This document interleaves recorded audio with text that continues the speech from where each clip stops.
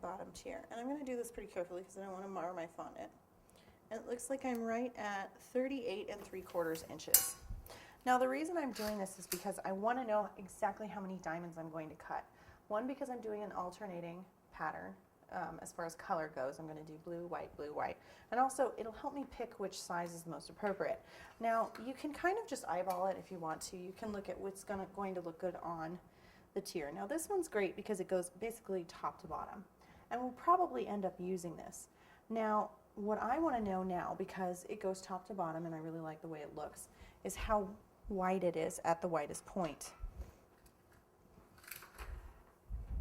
And the reason I want to know that, sometimes it's easier if you start this way, is because I want to know how many I'm going to need to cut, and if I need to put any spaces between them to try to make them match up properly. So it looks like we're almost 4 inches, a little bit short of 4 inches. So, or excuse me, 3 inches, sorry. And our last dimension was just short of 39.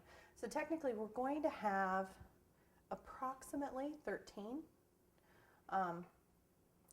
So if we figure out what we're going to do as far as how our pattern is going to look, we should have approximately 13, and they should line up just about perfect.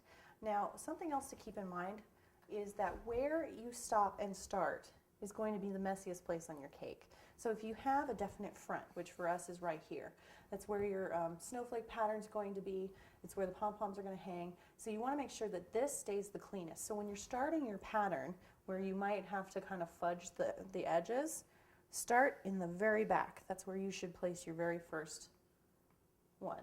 Or what you can do is you can say, if you want to make sure that you have a diamond smack dab in the middle of your cake, you can start here, put your diamond here, and then build on either side so that you make that join in the back. Just because if it's not as pretty as you want it to be, for the most part, people aren't going to see it. It's not going to be the focal point. So now that we've figured out what we're going to do for our bottom tier, let's go ahead and figure out our top tier so we can start rolling out some fondant. Now for our top tier, we have 19 1/2 inches.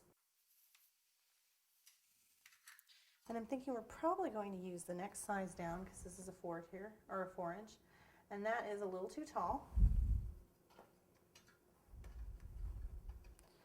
So we'll go down to size, and that looks about perfect right there. Okay. So this one is about 2 1/4. So if my math is right, we should need 8.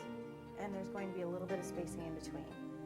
So keep that in mind when you're placing them, just to kind of leave a little space in between. All right, let's get started on rolling out our fondant and cutting our diamonds.